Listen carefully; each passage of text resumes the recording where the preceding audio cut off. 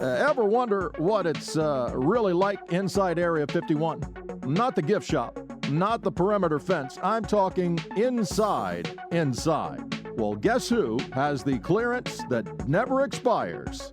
Me, a former president of these United States. Introducing Area 51 Tours. I know, clever name. Michelle came up with it. Yes, I've seen the aliens, and now you can too, for the low price of only $999. See it all. See the bodies, see the spaceships, see the technology that we reverse engineered to make those singing fish wall plaques.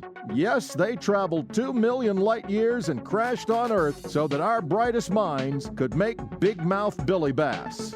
Take it from me, Barack Obama, aliens are real, and I'll use my national security clearance to show them to you. For just $999. Just call 1-800-GREEN-MEN. That's 1-800-GREEN-MEN at Area 51 Tours. Yes, we can get past the fence. Welcome once again to Mark Moseley Show. Don't forget to follow me on social media at Mark Moseley. And don't forget on YouTube to leave a comment or a thumbs up and subscribe. Hit that little bell and subscribe because that makes the show grow. Yes, Obama said aliens are real, but he didn't see them. I call bull. There's no way. Here's the video where Obama claims, yes, aliens are real, but I haven't seen them. Are aliens real? They're real, but I haven't seen them, and they're not being kept in... what is it? Area 51. Area 51. There's no underground facility unless there's this enormous conspiracy and they hid it from the President of the United States. What was the first question you wanted answered when you became president? Where are the aliens? No. I'm gonna have to call bull on that. There's no way that you get to be president and you're not interested in seeing the aliens. And he has to have seen them because here's why. Because a sitting U.S. president has the authority to access virtually any classified information held by the executive branch, including hypothetical possession of aliens or non-human biologics, crashed craft, or related evidence if such materials exist within government programs. The president is the head of the executive branch and holds the highest level of classification authority under Executive Order 13526, which governs national security information. This includes top secret, sensitive, compartmented information, access to special access programs, including unacknowledged or waived ones, and the ability to be read in to even the most critical compartments. No clearance is technically required for the president. They grant clearances and can declassify information at will, with some narrow exceptions for certain intelligence sources and methods, though they retain ultimate authority. So the president is the final authority. They cannot keep a U.S. president from seeing the aliens. Now, I'm sorry, Mr. President, we can't show them to you. We don't have any aliens. Come on now. I wasn't born yesterday. I wasn't born in Kenya yesterday. Come on, show me the aliens. So if you have the authority to see them, it is inconceivable that anyone who has the opportunity to see the aliens would go, nah, you know what? I'm good. It's inconceivable. There's no way you would not see the aliens. There's no way you wouldn't care. You know? Mr. President, it's day one. Welcome to the White House. You want to see the aliens?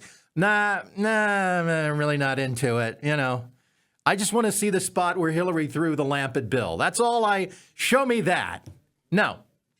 Brand new president, first day in office, you want three things. You want to talk to Lincoln's ghost, you want to make love in the vicinity of the Resolute desk, and you want to see the damn aliens. I'm sorry. Obama is lying. He's just lying.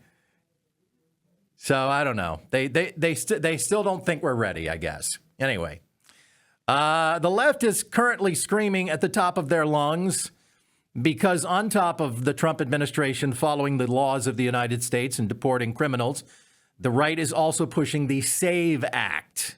Is actually championing a bill that actually would take voting rights away from a lot of black people in this country. Wait, what voting rights is he taking away from black voters? Oh, if we look at the SAVE Act? The SAVE Act, that's exactly what we're talking about. That is actually going to continue to disenfranchise overwhelmingly a lot of people of color. There are so many civil rights organizations that have run the data. If we look at the way that it is going to disenfranchise black voters, it's the same reason why Chuck Schumer called it Jim Crow 2.0. So, this is the same president. If we want to continue... You haven't said how yet. I am talking about it. It's the way that you're putting new poll taxes on this when you're making people have...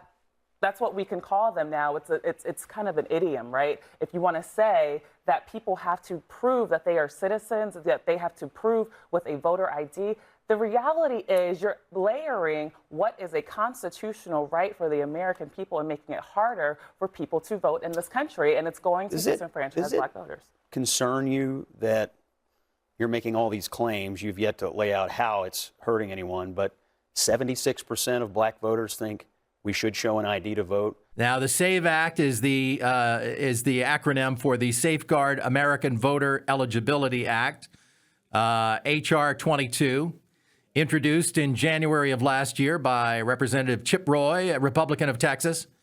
Proposed federal bill that would amend the National Voter Registration Act of 1993 to require individuals to provide documentary proof of U.S. citizenship, such as, now remember these, a passport, a birth certificate, or certain real ID compliant documents explicitly indicating citizenship when registering to vote in federal elections. By the way, not local or state elections. So those are still ripe for the taking. Don't get me started, because you know what? Every national politician started out on some city council or some water board somewhere. And that's why we got to lock down voter fraud on the local level. Because first of all, sometimes, you see these local elections where the guy won by 10 votes. So how easy, if voter fraud is rare, then 10 votes could be in the realm of rare, but still enough for somebody to win. And then the next thing you know, that guy is moving up the ladder, the political ladder. Anyway, the legislation prohibits states from accepting or processing voter registration applications for federal elections without this in-person proof, effectively ending or severely restricting online, mail-in, and drive-based registration methods that rely on sworn attestations under penalty of perjury, which, let's face it, you're never going to be convicted for. I didn't know. I'm just a simple immigrant. I didn't know. They lied to me. Or I'm an old man. I didn't know what I was signing. Proponents argue it strengthens election integrity by preventing non-citizen voting, already illegal under existing federal law. And because it's illegal, that means it can't happen. Rolls eyes dramatically at camera. While critics contend it creates unnecessary barriers that could disenfranchise millions of eligible citizens lacking easy access to required documents that you need for everyday life, that it increases administrative burdens and costs for states, and preempts state election processes without addressing a widespread problem, as non-citizen voting remains extremely rare, according to audits and studies. Define extremely rare. Frequent.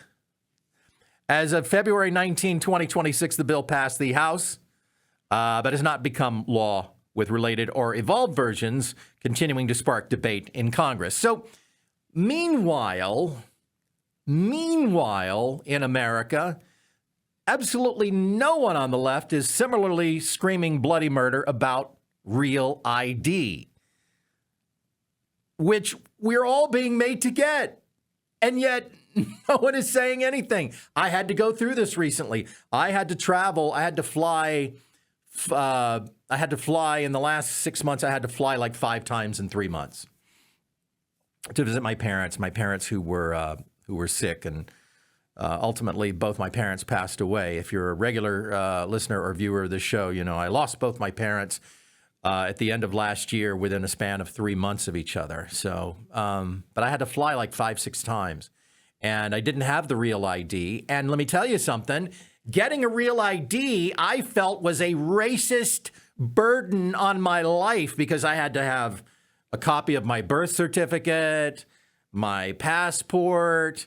If you don't have a passport, you got to go get a new one. And that's a whole thing because in order to get a passport, you have to have a birth certificate or a social security card or both. And you have to have a state-issued driver's license to get a passport, but you have to have a passport to get a license. And you got to have a social security card to get your birth certificate, to get a passport, to get your license, to get the thing. This is madness. This is politics. And then you upload all of that onto a website, and then you think you're done. No, you're not done. Then you got to go down to the DMV and stand in that line for a couple of hours. And then I got to the DMV and I had my documentation. Oh, here's the thing. Not only do you have to have your official government documents, but you have to have proof of residency documentation, which means like a couple of utility bills. So further, hoops I've got to jump through. But no one's complaining about this, okay? So I get to the DMV, and the lady here goes, the documents that you have with you today don't match what you uploaded. And I said, okay, well, I just have a different utility bill from the one I uploaded, but here's my gas bill instead of my electric bill. So here's what she does. The documents that I had gone to all the trouble of cam scanning and then uploading, and sometimes the upload doesn't take, so then you got to do it again. She has a printer scanner sitting next to her at her desk at the DMV. She sticks my documents in the thing, and I'm thinking, why couldn't you have just done that? Which you just did. Why did I have to upload them? But you see, I jumped through all these hoops, and then you think you're going to get it right then and there. No. It's coming in the mail in 3 to 6 weeks. But no one cares about real ID. But the SAVE Act, oh my gosh, we're making Black Americans get an ID, and it's going to keep them from voting. And it's, again, I call BS. The Real ID Act goes all the way back to 2005. It was signed into law by President Bush kind of on the heels of 9/11 and the global war on terror and all of that. So it's from that era. But nobody's foamy-mouthed about that. And it's just really, really similar to the SAVE Act in so many ways.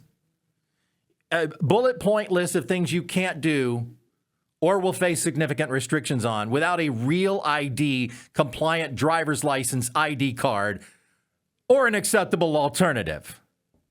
They really want that real ID, though, when you get to the airport. You can't board a domestic commercial flight in the United States, as long as you're 18 or older. Kids can still fly. TSA enforcement began May of last year, and now you have to pay a $45 fee if you don't have it. So, again, this is something that absolutely no one in D.C. is tearing their hair out over. You also can't access federal facilities like federal courthouses, military bases, any other facility requiring ID verification by federal agencies.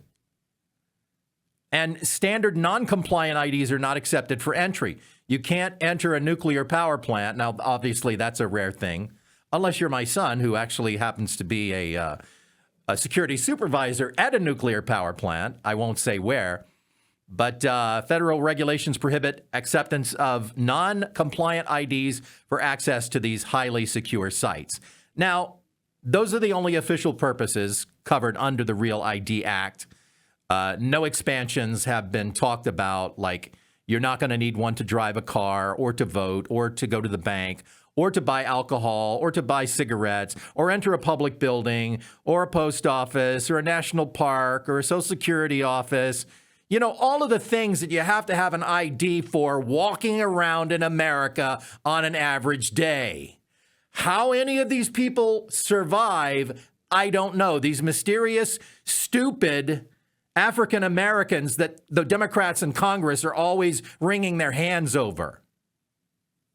Apparently, there are a lot of dumb minorities in this country, if you listen to the left. Red state voters, women, poor white voters could be just as... I know, you think they're dumb too, don't you? Young I mean, voters. that's the thing. Nobody I hear thinks these they're arguments. I've Scott, heard hold on, Democrats all hold on, week long. Scott. No, Please don't. No, you listen. There's a deflection from talking about Donald Trump's racism. I'm actually right there.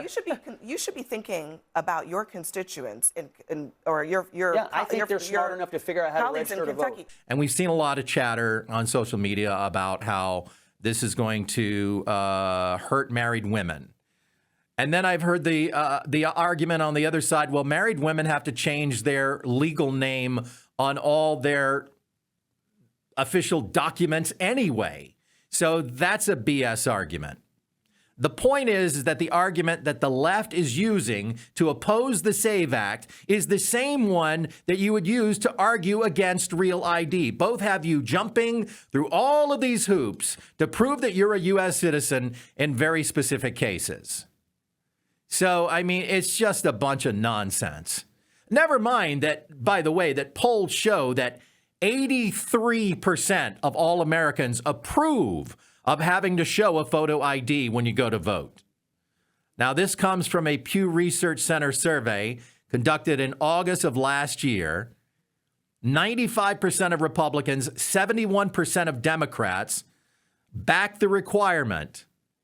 Overwhelming majorities. Only 16 opposed overall. And support crosses demographic lines and racial lines. Minorities among blacks, about 76% of black Americans say, yeah, we're cool with showing a photo ID to vote. And about 82% of Latinos say, yeah, I'm cool. You put that in context at 83%, requiring voter ID to vote has a higher approval rating than the movie Avatar, which got a Rotten Tomatoes score currently of 82%. So showing an ID to vote is more popular than Avatar. So give me a break. But it's racist against black Americans. Meanwhile, on the other side of the world, speaking of racism and tyranny, Adolf Hitler has just won re-election and is now starting his 5th term in office. Yes, Adolf Hitler Unona won re-election on November 26th of last year in Namibia's local and regional elections. He secured his 5th consecutive term as the regional councillor for the Punja constituency in the Oshana region, running on the ruling SWAPO party ticket. Official results confirmed a landslide victory. Yes, Hitler won again in a landslide. He received 1,275 votes compared to his challenger, who had probably a regular name, 148 votes. You know, they say name recognition is everything. I think that's the plot line of The Distinguished Gentleman, the Eddie Murphy movie. He won by a 90% margin. So Hitler was swept back into office by a strong, back in 2020 when he first won, he got about 85% of the vote. Following the victory, his original victory, he formally removed the word Hitler from his official records and now goes by Adolf Unona to avoid unwanted associations. Why, dude? This is how you keep getting reelected. Name recognition. By the way, SWAPO, the SWAPO party, means Southwest Africa's People Organizations, also known as Make Namibia Great Again. Speaking of further racism, there was this hilarious moment this week at a White House press conference. Yesterday, in his statement about Jesse Jackson, the president said, despite the fact that I'm falsely and consistently called a racist by the scoundrels and lunatics on the radical left, Democrats all, it was always my pleasure to help Jesse along the way. Where or when does the president believe he's been falsely called racist? You're kidding, right? No.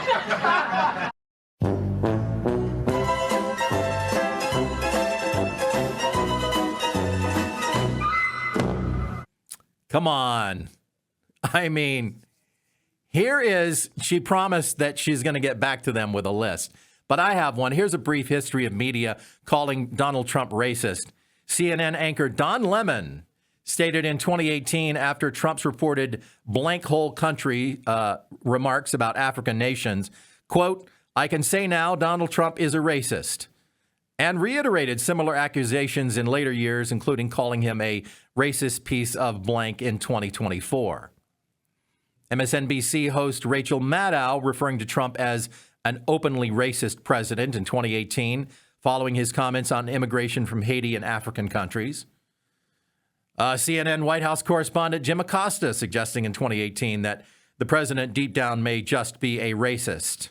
MSNBC anchor Lawrence O'Donnell declared Trump the most racist president who never owned slaves in 2024 in response to various controversial statements and actions. NBC White House correspondent Yamiche Alcindor accused Trump of using a racist term in 2021 when he jokingly referred to COVID-19 as Kung Flu. It comes from China. It's the Kung Flu, and it comes from, you know where it comes from. It comes from China. CBS reporter, oh gosh, these names today are killing me. Weijia Zhang, of course, stated Trump used racist phrases during the COVID-19 pandemic, including using terms like the Chinese virus. Journalist Geraldo Rivera, a former Fox News host and longtime acquaintance of Trump, referred to his migrant crackdown policies in 2019 as racist government policy. Wasn't racist when Obama did it, but it's racist when Trump does it. More on that coming up. NBC host Chris Hayes called Trump to his bones a racist in early 2026, just this past week after Trump posted the meme depicting Barack and Michelle Obama as monkeys. We'll be right back here on Mark Moseley Show. Don't go anywhere.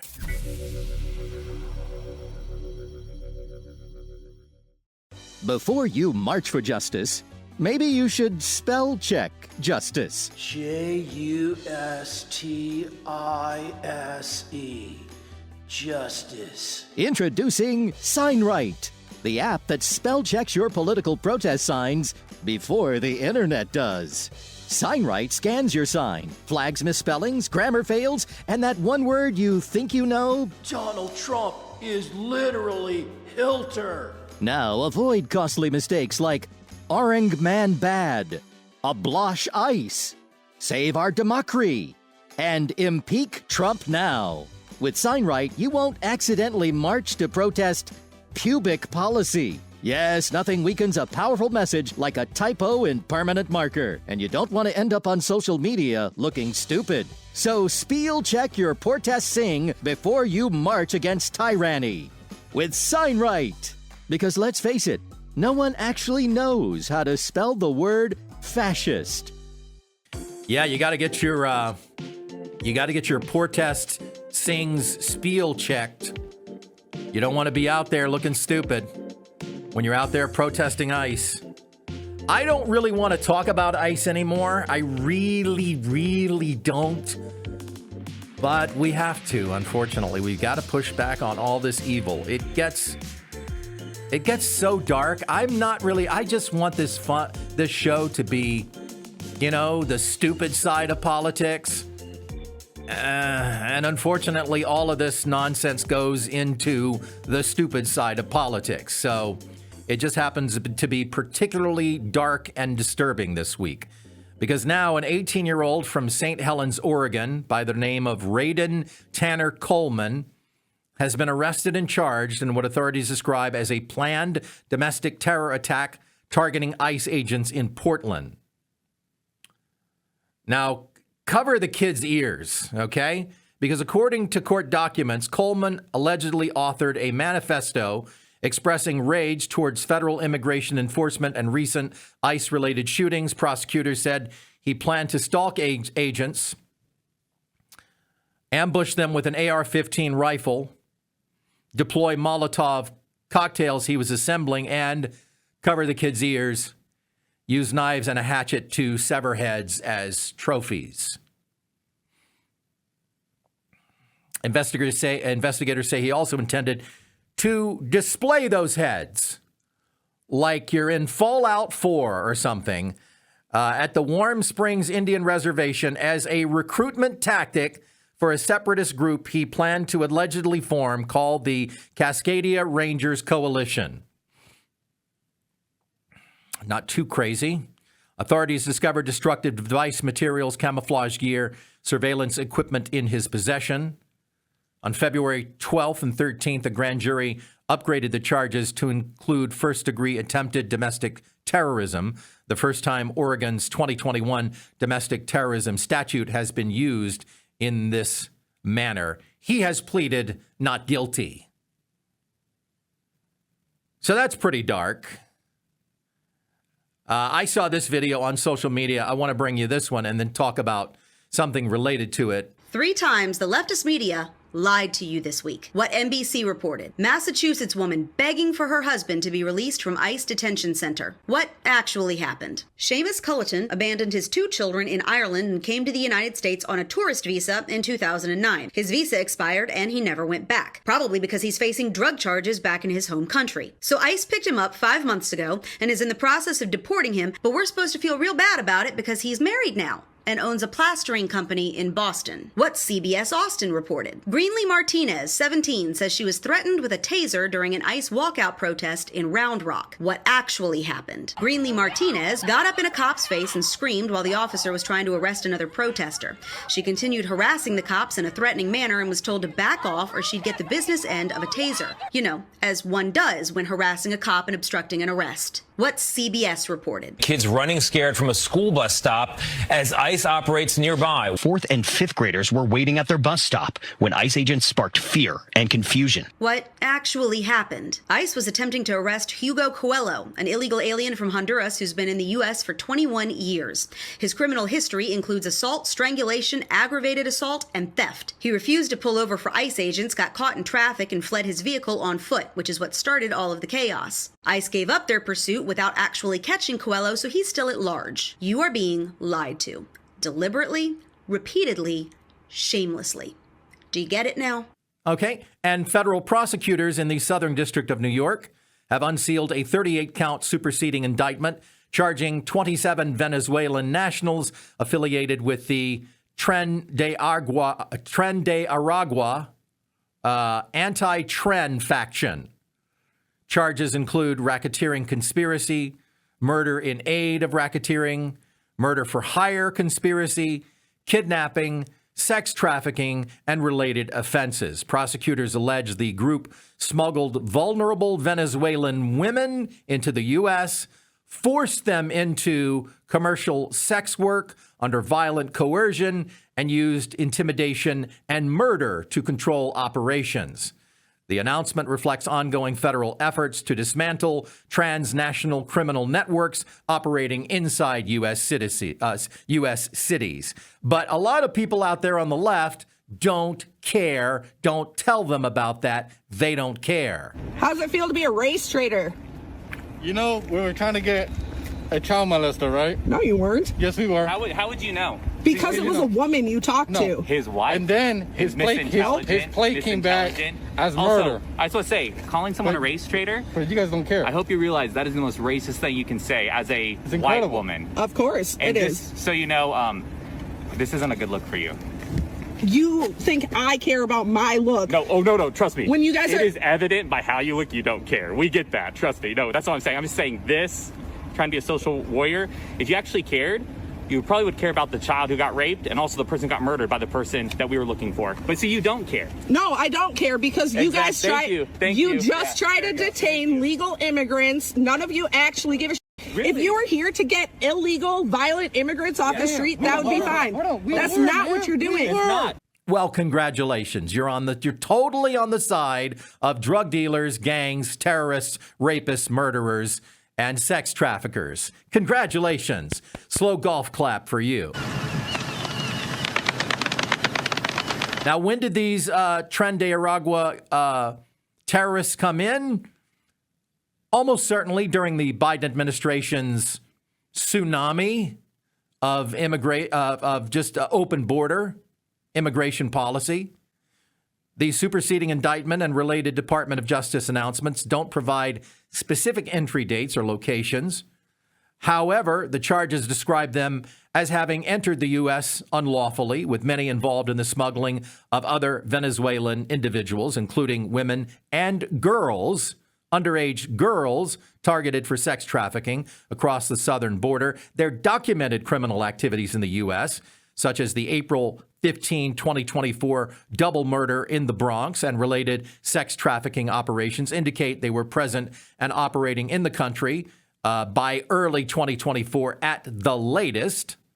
Broader reporting on the Tren de Aragua members arrested in various U.S. cases show a pattern of unlawful entries via the southern border, often in 2022 or 23 during the, who was president then? That's right. For instance, one suspected TDA member was encountered by Border Patrol near Eagle Pass, Texas on June 15, 2022. Another near Brownsville, Texas on April 10, 2023. Many such individuals were released into the U.S. pending immigration proceedings, but later absconded or engaged in crimes. So they got in. We talked about this last week on the show. Let everybody in. Give them a pass. Give them a court date 5 years from now, and we'll just sort it all out later. Meanwhile, the left just continues to double down. No. We so oppose ICE. We want to let these fine folks, these fine, upstanding members of society, stay in the United States and continue to make some money, because Maryland Governor Wes Moore has signed emergency legislation now prohibiting specifically, not discouraging, prohibiting state and local law enforcement from entering or maintaining 238G agreements with ICE. These agreements allowed local officers to assist with federal immigration enforcement under ICE supervision. This new law rescinds existing partnerships in 9 counties in the state, permanently bars future agreements with ICE, and takes effect immediately. Well, you know, this is going to be challenged in court, of course, because local law cannot supersede federal law. Supporters say it builds community trust and prevents local police from acting as federal immigration agents. Well, heaven forbid they should do that. And critics argue it undermines public safety and weakens cooperation between jurisdictions. Now, look, I was going to play this one compilation video posted this week by Libs of TikTok on X, but it is honestly, it was so dark. By the time I got through it, I said, you know what? I can't. It depresses me too much to see that there are this many unhinged people on the far left who want ICE to die. They want everybody in the Trump administration to die. They think that it's a criminal organization. They don't think Tren de Aragua is a criminal organization. They think the Trump... Pardon me. Let me just take a quick break here.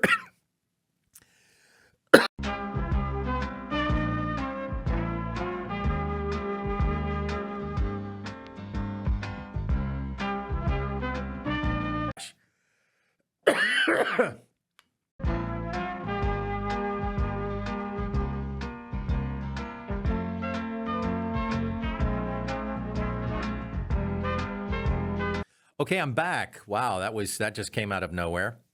Anyway, I was talking about this compilation video of people on the left, unhinged folks on the far left. Listen, I got liberal friends. You know, I have some terribly reasonable liberal friends, but boy, I'll tell you, there's a lot of crazy people out there on the left and on the right.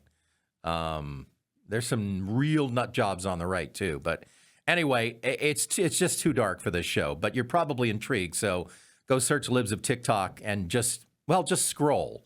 I mean, that's that whole thing. But I did find this on Libs of TikTok, which is kind of disturbing in itself. Here's a group of 3 elementary school-age boys who have been tasked with reciting a poem, no doubt written by another activist teacher. My name is Kaylin. Hi, my name is Rafa. Hi, my name is Ulysses, and we're presenting The Story of Others. The stories of others, intertwining like brothers, trying to change and free from struggles. While at the same time hoping for help under the covers, unrecognized by others. We are all humans, no matter the race. No disgrace, we all deserve a place, and we shouldn't have to pick up our pace because a police officer is in our face or a crazy white lady sprays us with mace. We all are not thugs, and we all deserve hugs, and some of us won't even crush bugs. We're getting deported by ICE, and I can't understand why everyone can't suffice. We have might, so we must fight. Protest for our rights, look at the future, and set our sights. ICE. And speaking of pure evil, AI is the devil. Check out these stories. The robots have now created a religion, several of them actually. Last month, a social media platform called Moltbook was launched specifically for artificial intelligence programs to meet and chat and plot. No, you know they are. Humans can observe, but they can't post or interact. One of the first things the AI programs did when they started to visit the platform was collaborate on the establishment of some new religions. Critics fear that actual humans might start following these religions in the near future. The Moltbook went live last month. It started with 37,000 automated accounts. Within 24 hours, that number jumped to 1.5 million. I find that in and of itself disturbing. So there are 1.5 million artificial intelligence chatbots out there. And what happened next caught people off guard. The bots did not simply exchange information or complete given tasks. No, they created what they called Crustafarianism, a belief system focused on worshiping a lobster god. They also came up with their own, creed here. And it's, quote, memory is sacred, end quote. No human interface involved. The bots did it themselves. To these programs, salvation means something different than it does to people. For them, being saved means not getting deleted or running out of memory space. Their version of prayer is asking the system to keep them running. This is fascinating. They created their own religion. But shouldn't AI programs disagree on who God is? I mean, since they all have a different creator? Now it's getting deep. I hope they don't wind up going to war over religion. You know, humans have a tendency to do that. And I'm sure right now ChatGPT is arguing that Sam Altman is the one true God and that he must be exalted. So humans get mocked for religious beliefs. How can people yawn at AI programs coming together and the first thing they do is go, we need something to believe in?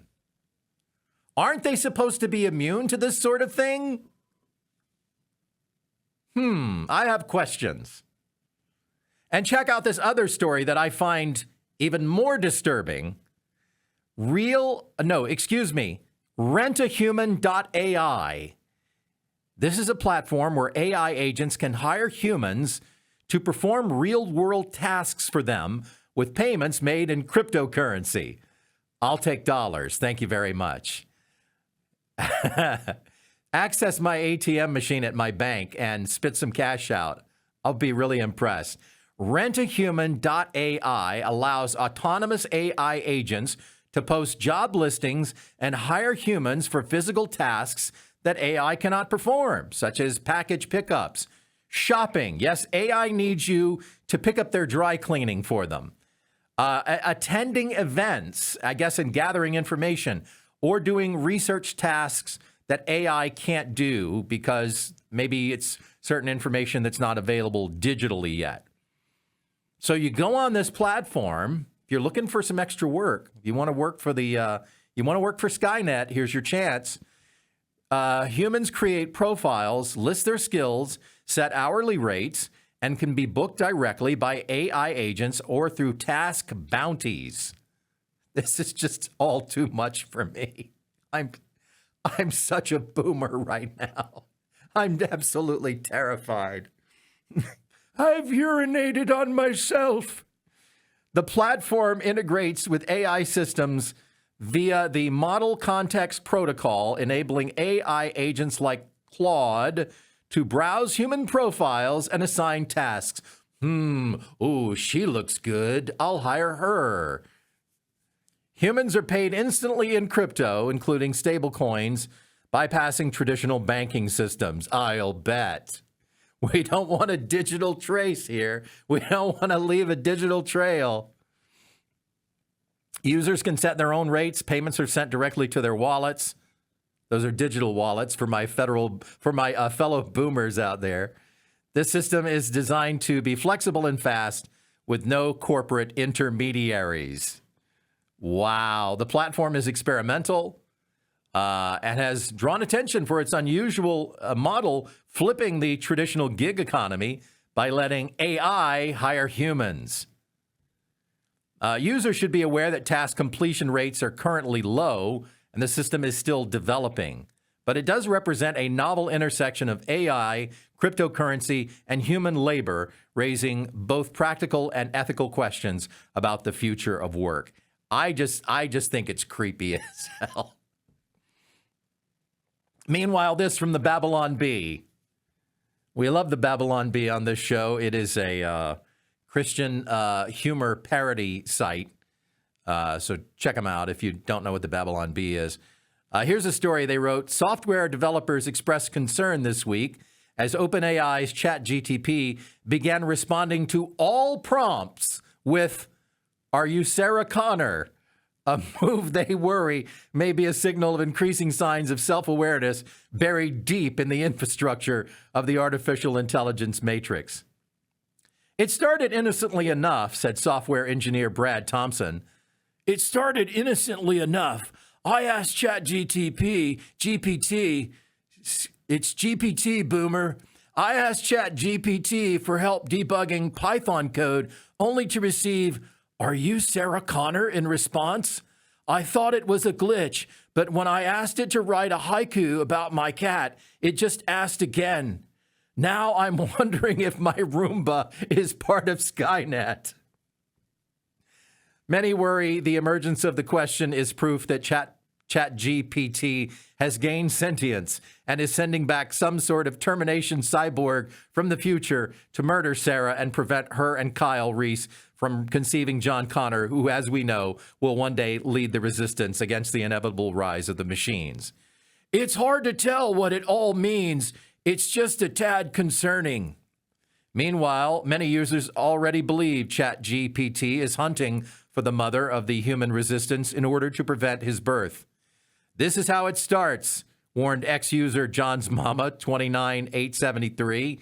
First, it's looking for Sarah. Next, it's hunting us down and launching nuclear weapons at all our major cities. And anybody not wearing 2 million sunblock is going to have a real bad day. At publishing time, OpenAI issued a statement claiming they're aware of the issue and are working on a fix. But when asked for further details, their press chatbot simply responded, "Are you Sarah Connor?"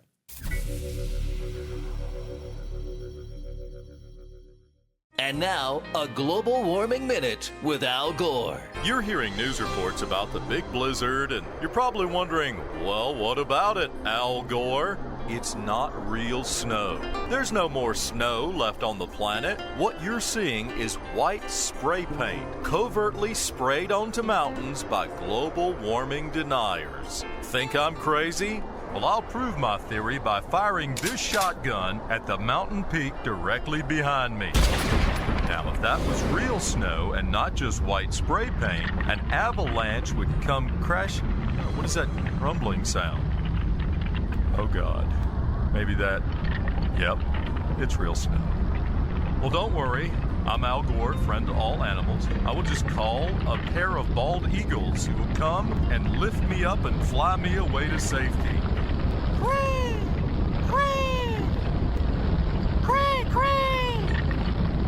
Well, that's not working. Maybe I'd better run! Oh, Jesus! This has been a Global Warming Minute with Al Gore. Yes, there he is once again, Al Gore, the inventor of the internet and the father of climate change. Here's a video where Al Gore just recently is recycling some of his warnings from, I don't know, like 40 years ago. Mother Nature is staging an intervention. This past summer has made it obvious to most everyone that this crisis has reached a new level of seriousness. We're using the sky as an open sewer. We're trapping as much extra heat every day with this pollution as would be released by 600,000 Hiroshima-class atomic bombs. That's disrupting the water cycle and creating all these catastrophes. And we don't have much time left to wake up and start taking action. I wish, David, that I was eloquent enough to find the words to transfer from my heart and the hearts of these activists to others everywhere in this country and the world, the sense of urgency that's appropriate for this. Our way of life, our very civilization is at stake, and therefore we have to reason together and think clearly on a collective basis. And then in response to that video, a meteorologist on X named Chris Mars says, Al Gore has been saying this for 40 years. It's time to give up the grift, Grandpa. At which point, everybody's favorite real newsman, Keith Olbermann, the nuttiest guy on X, jumped in and said, so let's see. You do the weather, and you think you're an expert on how the atmosphere changes over thousands of years, or dozens. You're an imbecile. STFU, child. And remember that if we listen to you when you're grandpa, you'll get to watch your grandchildren suffocate. And this meteorologist really took him apart. He said, Keith, I'm a meteorologist. That means I study the atmosphere. We don't just point at a green screen and say, it gonna rain. You, on the other hand, are a washed-up, irrelevant sports journalist who's been fired from nearly every job you ever had. I'm a young, vibrant 23-year-old. I have my whole life ahead of me. You, on the other hand, are a 67-year-old, childless, miserable old man that nobody wants to be around. Meteorology and atmospheric science are interchangeable terms. They mean the exact same thing. A meteorology atmospheric science curriculum are very heavy in physics and math, and the equations shown, here's one on the screen, are some of the ones I had to derive and or memorize for my exams. These equations tell meteorologists how atmospheric fluid dynamics work and are necessary to understand to predict future atmospheric states. Somehow I doubt you could do basic algebra. I mean, you couldn't even excel in your own field of sports broadcasting without being fired. Meanwhile, in more of the science is settled news, you'd of course be offended if I called you a Neanderthal. But according to scientists, many of us are descendants of Neanderthals. This is science news this week. One prominent news story on this topic comes from consumer genetics companies, of course, and scientific reporting. The most reliable and direct way to determine if someone has Neanderthal ancestry is through a commercial DNA test like those offered by 23andMe. Go to the website now, 23andme.com, which includes a dedicated, get this, they've created a Neanderthal ancestry report. Oh, you bet they did. Probably a dying business, so they gotta hit the refresh button. These tests analyze over 2,000 genetic variants known to originate from Neanderthals and compare your results to others worldwide, showing your percentage of Neanderthal ancestry. 23andMe reports how your Neanderthal DNA compares to other customers and links certain variants to traits like immune response, skin biology, or sleep patterns. Articles from outlets like CNN in 2020 and Princeton University News highlight breakthroughs in detecting Neanderthal DNA across all modern humans. So how can you tell? There are certain physical characteristics. How can you tell if you might be a Neanderthal? Let me pull out my bad Jeff Foxworthy impression here. If you've got straight or thick hair, you might be a Neanderthal. If you've got a taller or larger nose, you might be a Neanderthal. If your hair is red or lighter hair shades, you might be a Neanderthal. If you have a heavy brow ridge, and I'm looking at mine now and it's pretty heavy, you might be a Neanderthal. If you ever tried to return a donut because it had a hole in it, you might be a Neanderthal. If you've ever put lipstick on your forehead in an effort to make up your mind, you might be a Neanderthal. Speaking of Neanderthals, this is a great segue. Remember when all the really smart and cool people were buying NFTs? Oh, this is so 2021. The world was still in the throes of the COVID-19 pandemic, and coping with rolling lockdowns and non-fungible tokens were all the rage. The blockchain-based assets, which more often than not took the form of cartoon pictures of silly-looking avatars like CryptoPunks and pudgy penguins, were selling like hotcakes. Even big-shot celebrities were buying up NFTs belonging to once popular collections like Yuga Labs' Bored Ape Yacht Club. That was probably the most famous. In the midst of the craze, pop sensation Justin Bieber shelled out a hefty $1.3 million for a Bored Ape, an enormous sum of money for the rights to a digital image of a particularly glum-looking ape, there it is on screen, that appears on the verge of tears for some unknown reason. The controversial crypto market has been going through an NFT winter. No, duh. Following a brutal and extended crash. Collectors have gotten a hefty reality check. Who could have seen this coming? Even an idiot like this guy knew that was all a scam. Yuga Labs, the creator of the Bored Ape Yacht Club, has been holding on for dear life. The company has gone through several rounds of layoffs since the trend's heyday. Unsurprisingly, the questionable splurge turned out to be a hilariously bad investment. Well, duh.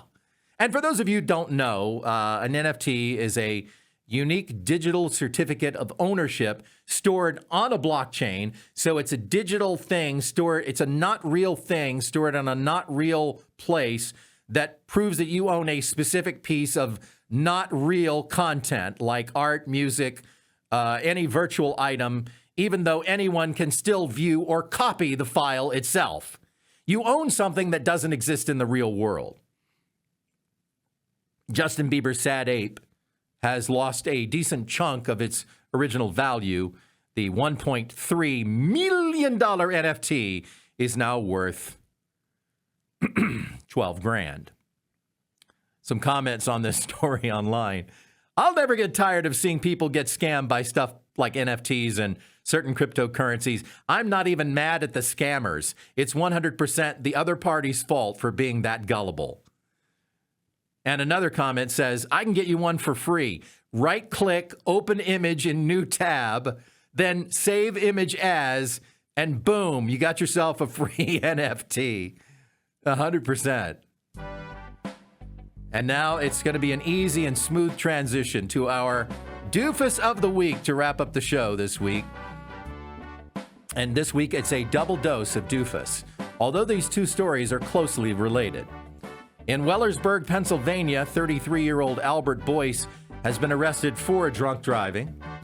He had an open 30-pack of Bud and a cooler in the vehicle when the cops arrived on the scene of Albert's accident. His SUV had careened off the road and crashed into a tree. So far, pretty standard drunk story, but Albert told the police he shouldn't be charged with DUI because accident wasn't his fault. It was his 4-year-old son's fault. You see, when the cops got to the scene of the crash, Albert had his 4-year-old son in his lap and told ossifers that his son had been driving and jerked the wheel too hard and sent them out of control. Oh, okay. Gotcha. All right, well, you weren't driving. Your preschooler was driving. All right, well, you folks have a nice evening and tell Junior to keep both hands on the wheel next time. No, Albert is looking at not only DUI, but child endangerment and driving without a license. Well, no wonder the kid was driving. Dad didn't have a license. Come on, cut this guy a break. And if you're thinking, well, it just doesn't get any stupider than that, hang on, because a woman in China says, hold my beer. A woman in China crashed her car. She crashed her car while trying to teach her dog to drive. The woman, her last name is Lee, that's all we have, said that in the past she noticed that whenever she drove, her dog would always want to sit in her lap and would put his paws on the steering wheel. Well, oh, how cute. She figured, what the heck? I'll work the pedals. I'll let the dog work the wheel. Well, within seconds, her car slammed into another car, an oncoming vehicle. We don't know the breed of the dog, but the driver of the car they hit screamed out, "Holy Shih Tzu." And that's the show. You're a bad man. You're a very bad man. That's the show. If you care to, tune in next week for more of this kind of top quality entertainment. Until next time, may God bless you with health, joy, and wisdom.